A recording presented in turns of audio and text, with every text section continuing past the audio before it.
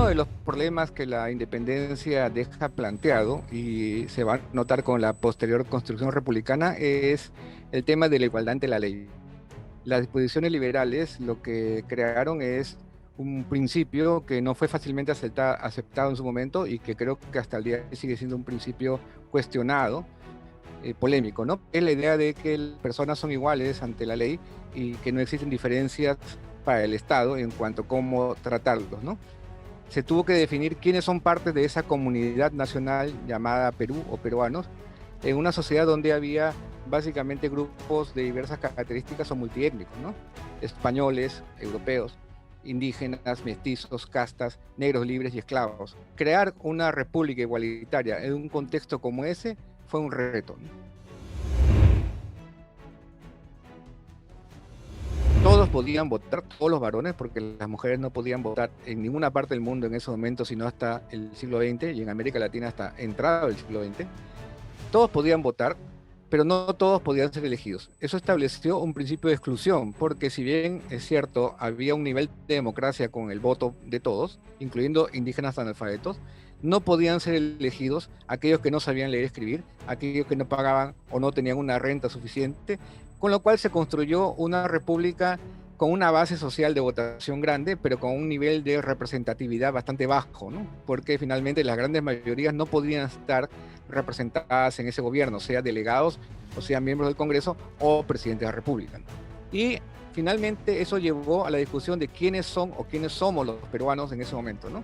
Es decir, quiénes son parte de esa comunidad, quiénes tienen derecho a elegir, quiénes tienen derecho a ser elegidos, bajo qué principios pueden tener ese derecho, como el idioma, por ejemplo, y se estableció un aspecto bastante restrictivo, ¿no?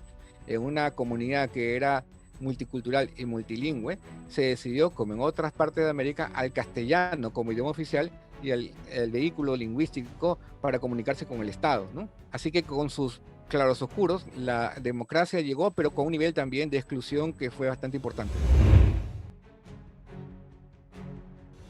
Otro aspecto fundamental que trajo la independencia y que también fue irreversible fue la decadencia de la aristocracia de origen colonial.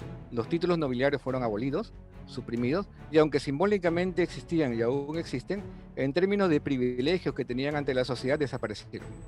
Esto no significó la eliminación de las élites, sino un cambio en ellas, adoptando el principio de igualdad de la ley, pero sus privilegios ya van a ser basados en otros aspectos, como por ejemplo la educación, la propiedad, el servicio a la patria, etcétera. Pero ya no va a ser un privilegio basado en el nacimiento como era el antiguo régimen. Dentro de este aspecto, un caso interesante es el de los indígenas. Durante todo el tiempo colonial se reconoció la existencia de una élite indígena noble, secundaria con respecto a la española, pero igualmente noble y con privilegios. Con la República, lo que se construyó fue la igualdad ante la ley y se eliminó la élite indígena. Esto trajo consecuencias importantes porque socialmente hablando ya no hubo diferencia entre indios nobles e indios plebeyos o indios del común, lo cual significó que todos aquellos que tenían y portaban esta cultura, étnicamente hablando, y también, si quieren, con el color de piel, fueron concebidos como indios del común, ya no como nobles, y eso fue un cambio fundamental. Esto significó que las antiguas élites indígenas tuvieron que reconstruir sus jerarquías a partir de otros mecanismos, por ejemplo, el acceso a la educación y también, sin duda, tratar de abandonar esa percepción de ser indígena adoptando el mestizaje o incluso el blanqueamiento para poder mantenerse en la sociedad, ¿no? Si bien es cierto, se le ha cuestionado a San Martín el haber aprobado una disposición como la libertad de vientres que no eliminaba la esclavitud, sino solamente su reproducción y que incluso no fue necesariamente respetada en todos los casos. Lo que sí es cierto es que esta disposición fue la primera que afectó directamente los privilegios de los propietarios de esclavos que eran protegidos por el Estado colonial. Es decir, a partir de este momento ya no es un espacio sagrado, digamos, intocable, de derecho privado, la relación entre el esclavo y el propietario, y se convierte en un asunto de Estado. El Estado puede interferir en esa relación al decidir que los hijos o hijas de las esclavas ya no pertenecían al amo, sino eran libres.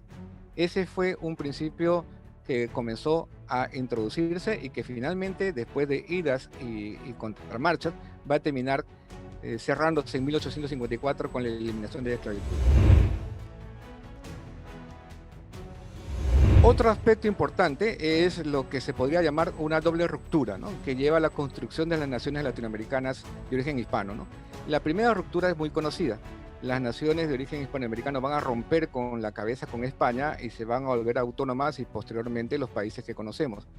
Pero hay una segunda ruptura igualmente importante que opera al nivel horizontal entre las diversas regiones del virreinato español que van a buscar su independencia o su autonomía con respecto a lo que eran las cabezas de los reinos. Por ejemplo, en el caso de Chile, que era una capitanía que dependía en el papel del virrey de Lima, se va a buscar la independencia de Lima y se va a construir como una nación independiente. A partir de ese momento, Chile construye una nación diferente al Perú, con una historia diferente, con una cultura diferente. Lo mismo va a ocurrir con el caso del Alto Perú, que se va a convertir en Bolivia, ¿no?